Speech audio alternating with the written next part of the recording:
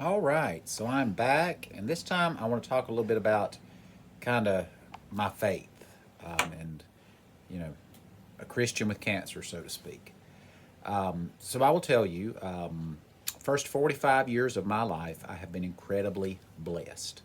I had a stable upbringing, great parents, great family.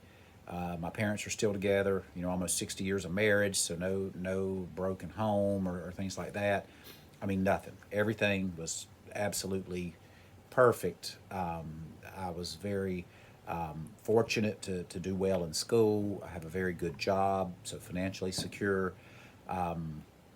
So in terms of that, I've had the kind of most just a perfect life. The only challenge I've had in life is my wife and I, who have been married 23 years, soon to be 24.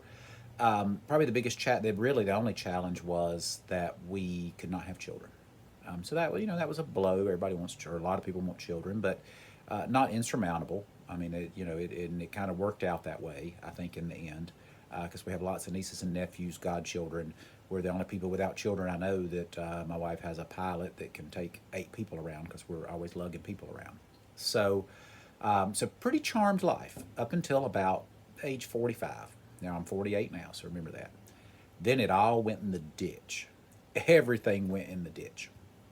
The last 3 years have just been a big trial and major challenges. So my wife almost died of COVID. She was vaccinated. We won't get into all the debate around that, but she was vaccinated and still almost died of COVID. We actually had went to for our anniversary, had gone out of the country, and she has pretty severe arthritis, and she had received a cortisone shot in her knee and her back right before we went, so she could get around good and enjoy the trip. And I think that lowered her defenses, so it jumped on her pretty good. She was in the hospital for a week, came home for 3 weeks, then went back in the hospital for another 2 weeks, almost a month when you count hospital at home. She had a respiratory code one night, was just seconds away from a ventilator. Thankfully, a BiPAP helped her. She was on oxygen for an extended period of time. To this day, she's on oxygen at night, but that was about 3 years ago. I mean, horrible, just horrible time. It was awful. On top of that, I have a sister in law, great person, but she has super severe arthritis. She's bedridden from that arthritis, basically, and so, requires a lot of care from the family to help her. And of course, she's very frustrated, challenging for her. My mother, during COVID, basically stayed home and didn't go out of the house much for fear of COVID, and so she would have had the beginnings of dementia anyway. I think that exacerbated it some. So she's dealing with dementia. So, and now you throw in cancer for me. So the last 3 years, it's just really been kind of a dumpster fire. Life has. Having said that, though, so let's talk about faith for a minute. We've had our challenges, and of course, you have challenges, and you try to keep the faith. And my thought on that is for 45 years, life was great. Praise God for that. So if the last 3 years have really been in the ditch and been awful, last 3 years, one thing, probably the biggest thing I forgot in all that also is had a niece pass away with cancer. Sweet lady, great part of the family. We loved her like one of our children. Found out she had cancer, and really just basically almost exactly 1 year later, not quite a year, she passed away from her cancer. So I mean, just raining on the family, and also in all of that, my other sister in law broke her femur bone, and just I mean, again, you just couldn't make up how bad things have been and kind of life in the ditch. But my wife and I've had a lot of discussions about faith and God, and why we were having to go through these things and so on and so forth. And a few things about that. One, we can't lose sight of the first 45, or in my particular case, I can't lose sight of the first 45 years I was tremendously blessed. So people face a lot of hard things in life. So I feel like all my hard things have just hit at one time in the last 3 years. So I'm making up for the 45 years, making up for a lifetime of goodness and things going pretty easy with this 3 years of hell, so to speak, as far as just everything kind of being in the ditch and being off the track. But when times get hard, I can't say for 45 years I believed it, or I mean, I've been a Christian, or as far as salvation, since probably 16 or 17 years old. So from that perspective, 30 years. But you can't go and say, okay, for 30 years I believe this, then all of a sudden times get hard and I don't believe it anymore. That we just can't be like that. And my wife and I, we don't sing very well, but we do sing occasionally at church and at funerals, a few weddings. I would much rather sing at a funeral because people are sad and they don't realize if you do a horrible job, they're torn up and sad about their loved one they've lost anyway. So versus weddings, people remember forever. But so we do some singing here and there, but again, nothing professional. But we have tried to share the message of Christ with others. So I think sometimes when you go through stuff like this, it's how do people perceive you, or how do you respond to it? And number one, I would say the community has supported me. We had a prayer meeting at the church prior to my first PET scan, and then good results there. My church has prayed for me. The deacons at church have prayed for me. People on Facebook have prayed for me. One of the churches in town, the Lutheran church, made a prayer shawl for me. People have been so kind and generous to pray for me and to check on me. And a lot of people, and some me initially is kind of, why me? Why do I have to go through this? So and so, they probably don't try to live a good life, and look, they just seem to prosper. I mean, it's human nature, right? But I think the other thing we have to ask is, why not me? Why am I any better than anybody else? And I'll be honest with you, the emotions in this, I can go from one day to really being upset when I think about it. Am I going to live? What kind of life am I going to have looking into the future? How long is it going to last? But then on the flip side of that, other times I get great comfort in knowing that I have had a good life. I don't know what the future is going to hold, but why not me? I'm not perfect or better than anybody else. And from that perspective, I mean, it's it is just one of those things. It's like, okay, well,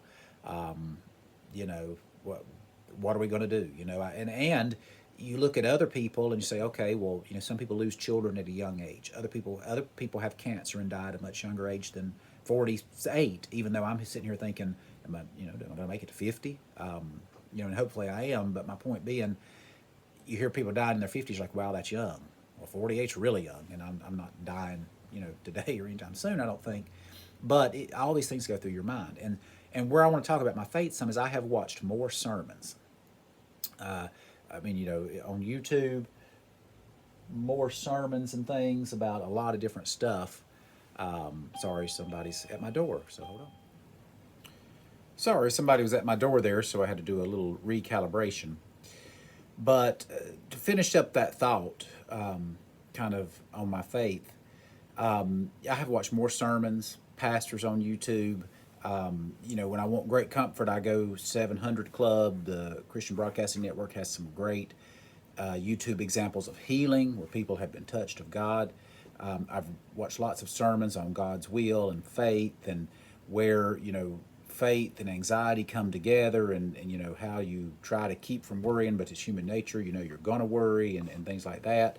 So, and those have been a good comfort, a great comfort. But I think one of the most significant things I saw was there was a sermon, and a pastor, I believe he was out of Dallas, Texas. I can't remember his name right now. But he basically said, the worst thing you can ever do to somebody that's facing any kind of challenge in life, but specifically a health challenge, is say, you don't have enough faith to be healed. That, you just need more faith and you'll be healed. That's only going to happen if it's God's will. And I think that's a big thing we have to understand is, and his point was, by grace through faith we're healed. You have to have faith to be healed. Absolutely. The Bible talks about faith, the grain of a mustard seed. But at the same time, having faith doesn't mean you will be healed. You just won't be healed if you don't have faith. So it's not a matter of degrees of faith. It's just having some faith. I've studied and prayed, and Lord, I believe, help my unbelief from the Bible. All those things, because I think God knows it's our human tendency to have doubts. Here's the reality. I do trust God. I'm a Christian. I know where I'm going. And while I've got a lot more living to do here on this earth, hopefully, and I worry about my wife, I worry about my parents, people that I need to be here to care for, even more so than myself. But the reality is, God's will is going to be done. And, You know, I absolutely believe God can heal me. He has the power to heal me. I am hopeful He will heal me. The question is it His will to heal me? I hope so. And I know that God hears prayers, and I appreciate, again, all the prayers that have been offered up. I know they make a difference, and I hope that will, help influence God's will. But also, I have to understand I may have to accept God's will, and that's where I want to make sure that the faith of everyone around me, if there is an eventual bad outcome, is strong. And again, and I'm hoping that's not the case. I mentioned in one of the previous videos, I've got two spots that have reappeared on PET scan. I'm hoping they're nothing. I'm praying they'll be gone when I go back for my next PET scan in April. But if they're there and they are something, we'll deal with it. But again, I just want to encourage all of you to keep the faith. And having anxiety or worry through a major sickness doesn't mean that you don't trust God. It doesn't make you any less of a Christian. It makes you human. But trusting God is important, and understanding that His will be done ultimately in the end. So those are some of the things I wanted to share, just because I felt like somebody may be watching these videos that has melanoma and is kind of curious how my journey's gone with that so far. Or somebody may be watching these videos that's a Christian, like, why did I get cancer? Why did that happen to me? So I hope this is helpful to you. I will continue to make updates as I think of things to share. I definitely will make another update after my PET scan sometime. Hopefully that'll be positive news. If it's not positive news, it may take me a while to get in the right frame of mind, but I will try to get an update out on that. So again, I don't know if this will get 1 views or 100 views, but if it can help somebody, that's what I'm here to do. Oh, one thing I will tell you, prayer support's vitally important. Yes, I've mentioned all those people I've had praying for me, but a funny story I will tell you. So there's a lady I work with, and she was praying at a hospital one time, and a woman asked her to pray for her husband who was in a coma, and she prayed over the husband, and he woke up from the coma. So every time I go before any scan or anything, I specifically email her and say, okay, I need your specific prayers for this and for that. So again, there is power in prayer, but I hope you're doing well, and hope this video finds you well, and I'll have another update soon.